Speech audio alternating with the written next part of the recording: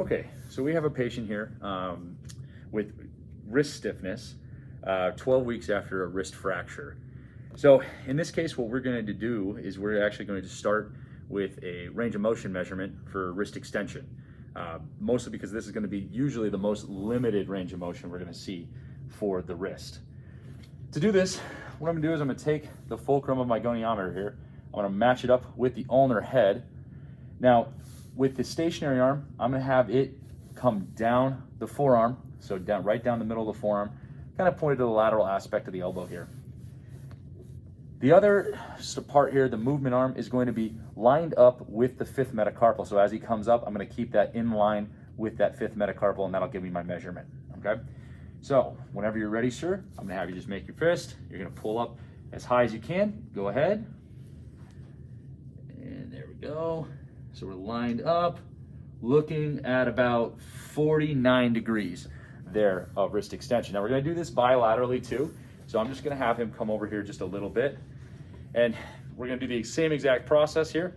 I'm going to line myself up, finding that ulnar head, find the ulnar head, matching up with the lateral aspect, and then whenever you're ready, go ahead and pull on up. There we go. And go ahead and relax. So for that, we have about 71 degrees of extension there. Now, one other thing I'd like to do, in this case with wrist stiffness, we may have some issues with the flexor mass and the ability and the strength of the flexor mass to create flexion. That could be something that he's having an issue with. So we're going to just test the strength there using an MMT. So for this, what I'm going to have you do here, Jeff, is I'm going to have you lay your arm flat. You're going to make a fist. You're going to come up. I'm going to try to pull you out and away, okay? I want you to fight me on this, all right? So go ahead. I'm going to bring you up. I'm going to stabilize here on the forearm, and I'm going to pull. Good, good. So 5 out of 5 right there. And we'll do the same thing on this side. Now I'm going to do it from this end just so the camera can see. We're going to bring it on up. I'm going to stabilize, and right about there. So we're looking at about a 3 right there. It broke pretty quick as soon as pressure was applied. So that's going to be our MMT. Now for our special tests, what we're going to do, we're actually going to do 2 of them. The first one's going to be fairly simple. We're going to look for an ulnar fovea sign. So I'm actually going to find the flexor carpi ulnaris there. I'm going to dig between there and that kind of ulnar head, and I'm going to put pressure in that space right up through there. We're going to check for pain. So we'll start here.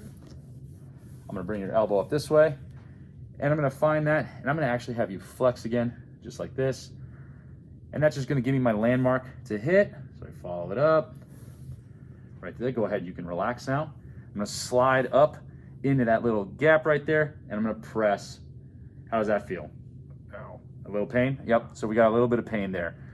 Now, from there, we're going to test bilaterally, although we don't really expect to see much on this side. We're just going to test it to make sure we're not seeing issues on both ends of the spectrum. So I'm going to do the same thing. I'm going to find that spot. I'm going to put some pressure through. How's that? That's fine. Fine? Yeah. All right, perfect. Okay, so what we're going to be doing next is the de Quervain's test. And we're going to be testing the tendons on this radial side to see if that's causing some stiffness as well in the wrist. So to do this, what I'm going to do is I'm going to be supporting his wrist. I'm going to have him start by going to ulnar deviation. I'm going to create a little bit of overpressure, and then we'll see if that creates pain. If that doesn't, I'm going to have him make a fist. We're going to do the same thing, overpressure. If that doesn't, then we're going to add a thumb. We're going to bring the thumb into flexion across. We're going to make that, and we're going to do the same deal where I'm going to add some overpressure, and we'll see if that creates that same stiffness or pain. Okay, so we'll start here. All right, we're going to bring this up. So I'm going to support right here. I'm going to do it from this end just so the camera can see. But we'll go into ulnar deviation, and I'm going to add a slight amount of overpressure. How is that? Not too bad? All right, let's go ahead and make a fist for me. We'll do the same thing, bring it into ulnar. Overpressure. How's that? Okay. And now I want you to bring your thumb across, and you're going to wrap in. We'll do the same thing. There's some pain there. Some pain there? Yep. Okay, so that's positive there. And then we'll go to the other side here. We'll do the same process. So I'm going to support. I'm going to bring it down. How's that? Fine. Fine. All right, make a fist for me. I'm gonna bring it down.